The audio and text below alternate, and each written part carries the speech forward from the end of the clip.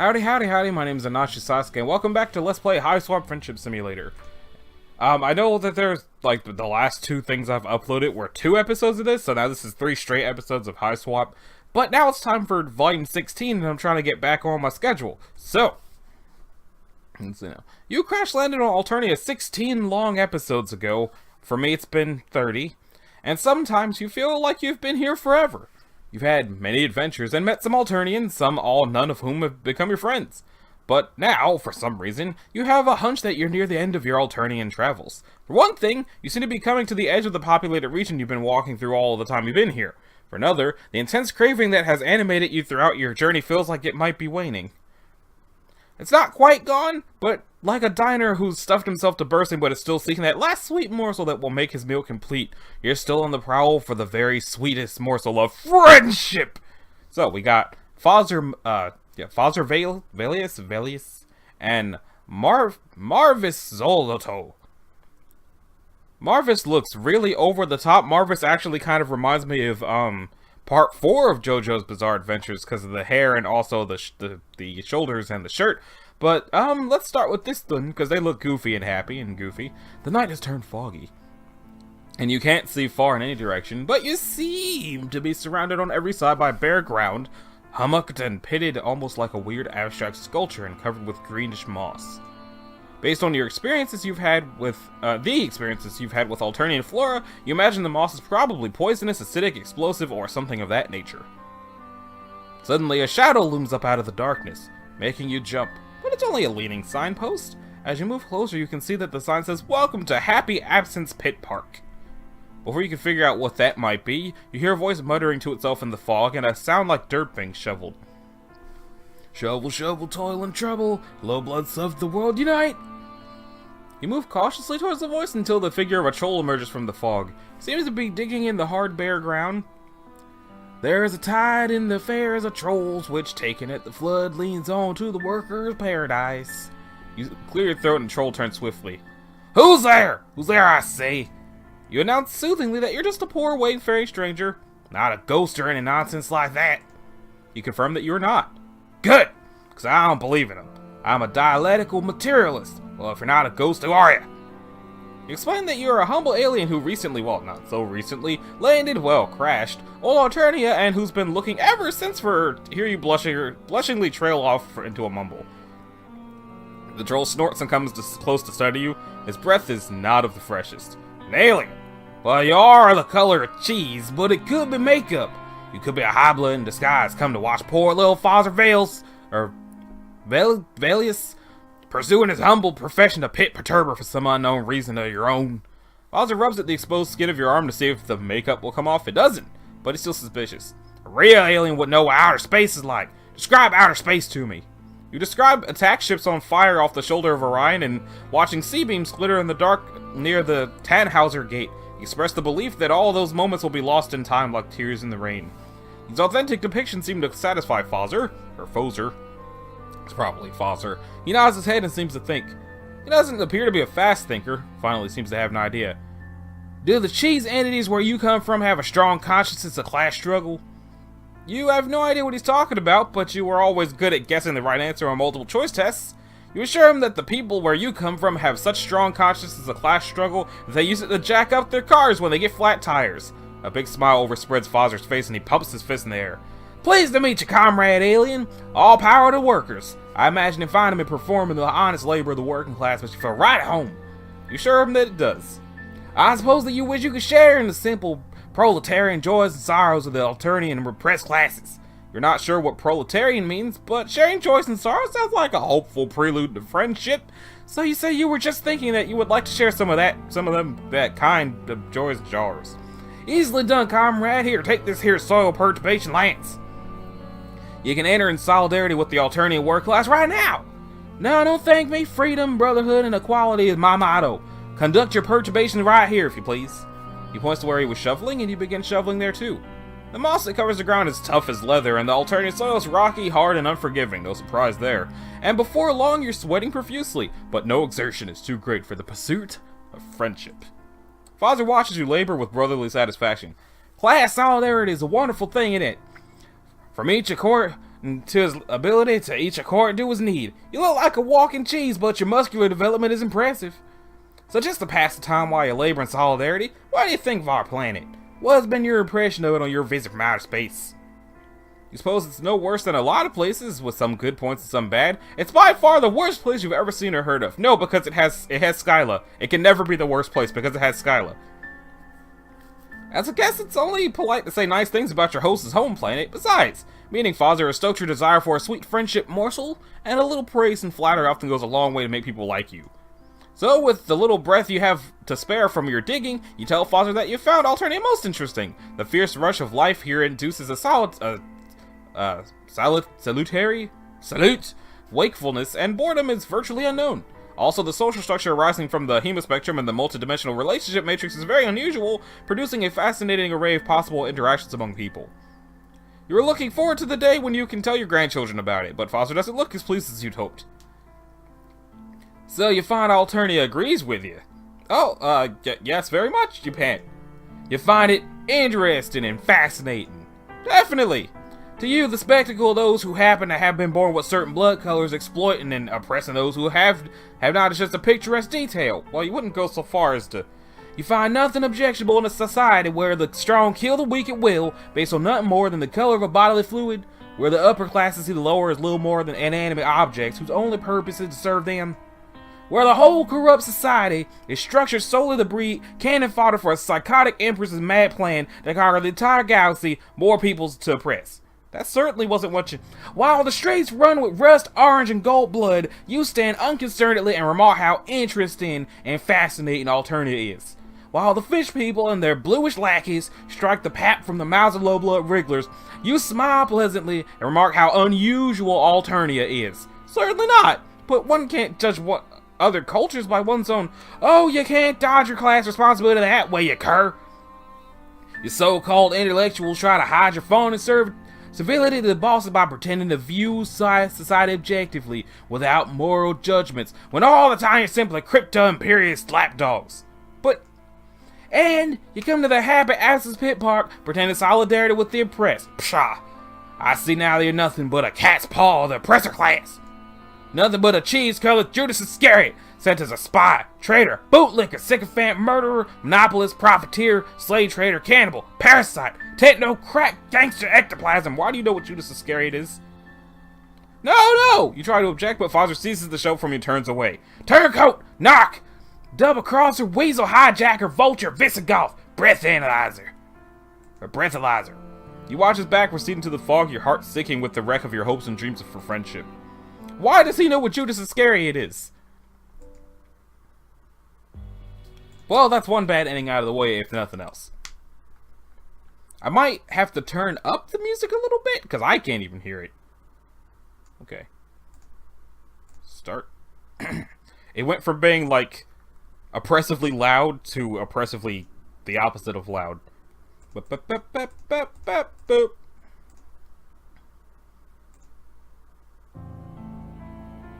a little better. It's by far the worst place you've ever seen or heard of. The feeling comes over you suddenly that nothing can be more important than truth. Truth is at the foundation of all real friendship. Truth sets you free. Honesty is the best policy. So you take a deep breath and say that you hope you won't give offense, but that in your opinion, Alternia is the nastiest, ugliest, cruelest, most inhospitable, and most unfair place you've ever seen or heard of in a long life of travel and study. Even the plants are bloodthirsty, even the soil is hard and mean. You made no friends here, but you've heard it's also possible to make friends with lions, bears, killer whales, and other wild and dangerous creatures. In fact, often here in Alternia, you felt that you've been locked in a cage with a bunch of wild and dangerous creatures. As you've talked, you've been watching Father anxiously for signs of anger. Surprised to see that instead he seems to be loving it. And what about our political system? You've already put your foot in it, so you go ahead and put the other one in too. You express the opinion that a violent, rigidly stratified, insectile social structure created solely to generate soldiers for a mad project to conquer the entire galaxy might raise eyebrows in some quarters. You admire natural selection and survival of the fittest as much as the next person, but this is overkill on a titanic scale. As you've been speaking, Foster's smile has grown wider and wider, and he's shown other signs of approval, such as jumping up and down and whirling in approval. Or whirling around. He pumps his fist in the air. Forward to perfect socialism! It's so good to talk with someone who hasn't been hypnotized from regular hood with counter-revolutionary pap. Someone who sees conditions on alternative for what they really are, who sees the evil of the high bloods. Someone who will march in the vanguard of the workers' revolution to face unflinchingly the onslaught of the aristocracy, perhaps, nay, probably, to die in a hail of bullets, but never turn their back on the people. Let me embrace you, comrade alien. He does so. He's oily and he smells like mossy soil and pore ooze. But this does not dampen your spirits. What better preamble for making a suggestion of friendship? Agreeing with people about politics never fails to bring friendship closer. But before you can bring it up, Father, having first kissed you on both cheeks, continues. But we mustn't allow our celebration of the people's revolution to interfere with the honest labor that ennobles us. I'm holding you back from your ticket to the workers' paradise. Please proceed with your soil perturbation. All power to the people, death to the arbitrary hemospectral discrimination. Forward, comrade! He waves his hand with a flourish and you start digging again. You wonder if it would be just as revolutionary if you traded places with so Father could do the digging and you could do the speechifying? But you don't wish to disturb the perfect harmony now existing between the two of you. Instead, you use your little available breath to inquire what all this soil perturbation is in the aid of. Why, coal pit, of course. Didn't you see the sign? This is the Happy Absent Pit Park, Fostervale's proprietor. Alternative's reactionary tradition is to put dig coal pits anywhere without a second thought, but our revolutionary future demands that we have more respect for the dead. So, I created this wonderful innovation. The Pit Park! It's a cemetery, isn't it? It's a clown concert being held not far from here, so I anticipate a brisk demand shortly. Best to be ready for these things. Having a lot of dead clowns lying around rotting on the property is unpleasant, not to mention unsanitary. Get them underground pronto is our motto here at the Happy Absent Pit Park. You're wondering privately whether a little class solidarity couldn't be extended to Purple Bloods? Remember your dear friend Karako Pyrot when Foster seems to give a jump. Nah, that is not ghosts. Grateful for an excuse to stop digging, you turn to look in the direction Foster is staring, leading on your soil perturbation lance. You don't see anything but fog. You ask what is not ghosts. Hold up! So, even though there's two bad endings and a good ending in every episode except for that one time, Karako dying is the canon ending? What? Nothing is. I'm a dialectical materialist, and if any ghosts come around the Happy Absent Pit Park, they should be aware that I won't believe in them. So they might as well go somewhere else. You confess that you don't see anything but foggy darkness and humped pit and pitted ground where you now guess piles of cold Alternians' exoskeletons are buried in the coal pits. You don't see any ghosts because there's no such thing, but the past few nights I thought I saw beams of light shining up from out of the ground. Almost as if metaphorically, of course. Some of the exoskeletons in the coal pit had gotten a hold of some flashlights and were shining them up through chinks in the soil. Look, there it is again! This time you see it. A column of light that flashes up through the fog and is gone, seemingly to come from a crack in the ground, which it briefly illuminates in blinding white. Fascinated, you move toward the crack, which is now dark and invisible again. What are you doing? You look at Foster in surprise. He seems terrified. You ask tactfully whether he doesn't think you ought to see what it is. For example, it could be some infrastructure malfunction that could blow the Happy Absent Pit Park and all of its inhabitants, living and dead, sky high. You're not even sure they have infrastructure in Alternia, but one can't be too careful. Well, maybe you're right. We are fearless revolutionary cadres, after all. You can hear his teeth chattering. You move closer. Or you move toward where you think the flash came from, Foster close behind you, peering over your shoulder. You can't help wondering where he'll be when the vanguard of his revolution is braving hails of bullets. You very much hope that his revolution, if it ever comes, won't happen while you're around. This does kind of reinforce my theory that when the friendship simulator ends, Act 2 of actual Hiveswap is going to start. Since Act 1 ended with them heading to go meet some of the revolutionaries in, like, on the edge of town. So it could be that they're heading out here. I don't know. If it turns out that there's only one volume of this left, which is coming out in a couple of weeks, does that mean that Act 2 might come out in December? Or am I just stupid? Anyway, just then a whole series of lights flash silently up from the ground, making columns through the fog. Foster jumps and howls behind you. Non-existent! You tell him there's undoubtedly a logical explanation, though you have to admit that you had a weird feeling just now when the lights appeared. Like a momentary dizziness or a feeling of discontinuity. But you're more curious than ever now. Murmuring comforting things to Foster, you start digging right around where the lights you just saw came from. then it's weird, because you break through some kind of thin crust as if the soil in that particular place is just a few inches thick over a brittle surface that your shovel goes right through like old pottery. You wonder whether you've inadvertently dug into an old coal pit, but what would bright light be doing coming out of an old coal pit? And in some weird way, it doesn't feel like a coal pit. It feels like something metaphysical, like reality itself is particularly thin right in that spot, and you've broken through the very fabric of it with your soil perturbation lance. You dig around the edges of the hole, enlarging it until it's about a foot wide. The darkness within makes the darkness of the alternating night seem bright by comparison. It's so dark that the soil falling into it and the part of your soil perturbation lance poking into it seem to vanish completely, as if on the other side of that hole, reality itself gives out. You and Foster stare curiously down into this hole.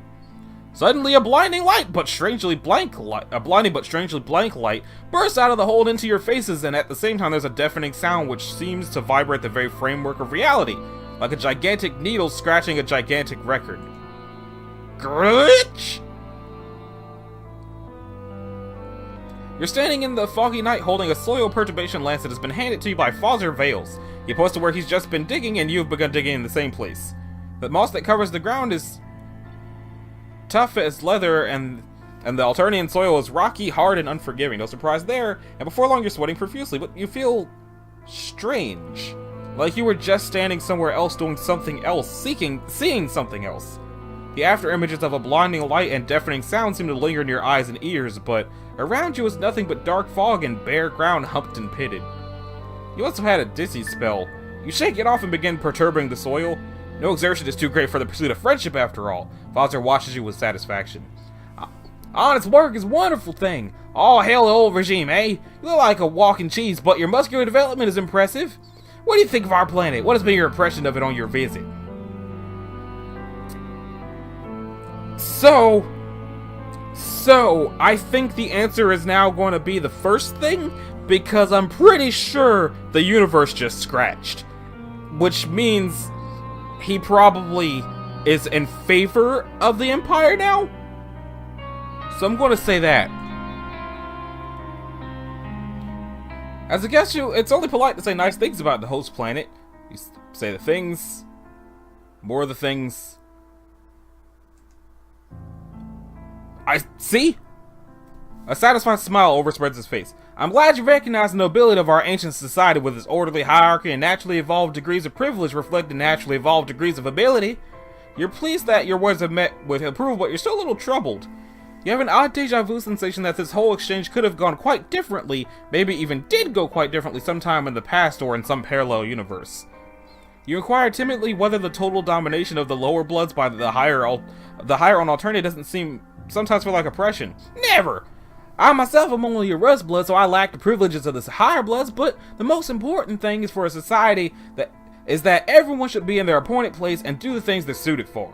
If all the passengers in the rowboat keep their seats and row in the same direction, the boat will quickly reach its destination, but if the passengers all jump and start running around and grabbing the other's oars, the boat will capsize and all be lost. You remark diplomatically that Alternia isn't a rowboat rowing towards the destination. Wrong! A planet is very much like a rowboat advancing through the black water of space, and as for our destination, all of us in Alternia aim at but a single goal every hour, every day, to serve her most high imperial condescension and conquer her glorious galaxy-wide empire. Long live the Empress! Well, you suppose the sense of being part of something larger than yourself makes up for a lot? It does! And naturally evolved systems are almost always more robust than artificially designed ones. They are! And it's true that alternative social structure does bring some semblance of order to a collection of 12 disparate troll subtypes. It is! Father beams at you fondly. There's nothing that warms your heart like someone who thinks you're right about everything. It's so wonderful to find someone, even someone who looks like a piece of cheese, who is so intelligent and understands society and politics so perfectly. Finally, a true friend.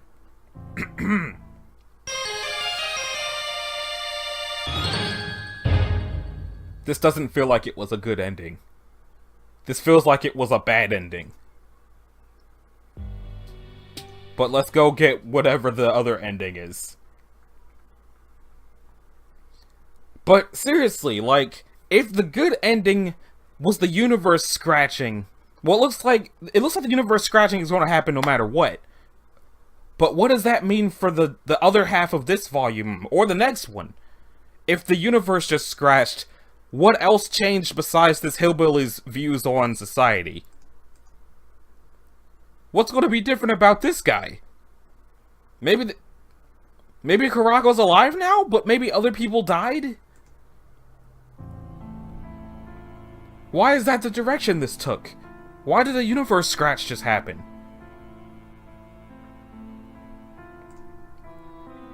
See the truth about all the bad things about it? No doubt you could have anticipated that blunt honesty like this would give offense, and indeed it seems to have done so. As you finish your remarks, Foster is frowning darkly. So, you come to Alternia as an uninvited guest only to criticize and judge our civilization, eh? No, no!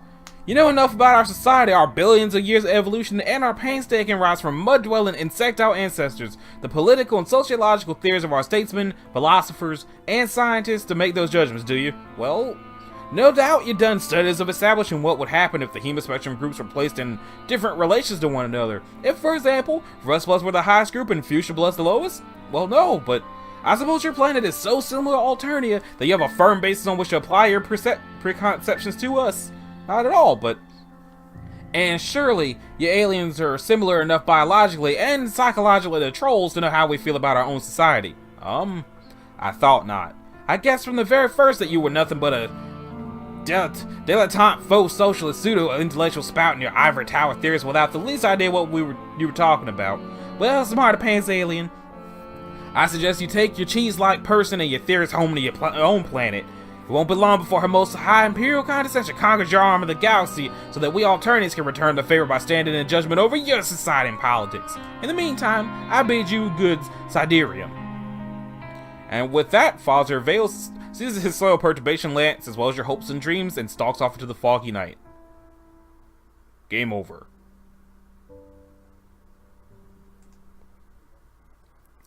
Yeah, so halfway through Father, the universe scratched. I don't know if, like, hitting that hole with the shovel is what scratched the universe, or why there was a universe scratch in that specific spot, or what that means for everything else. I don't know if there's going to be different things if I go back through the episodes. I'm not going to do that because that'll take 30,000 years. Like, it took about 9 hours of Steam time to play this far into FriendSim. But maybe we'll find out. Maybe I should look into it on my own time and then let you guys know. Maybe you'll look into it if you have this. But anyway, this has been Anashi Sasuke. This is episode 31 of Let's Play Hiveswap Friendship Simulator. In the next one, we're going to check out that other guy and see whether or not the universe scratch means anything, if it's even canon at all. So, thanks again for watching, and I'll see you all in the next one. Later.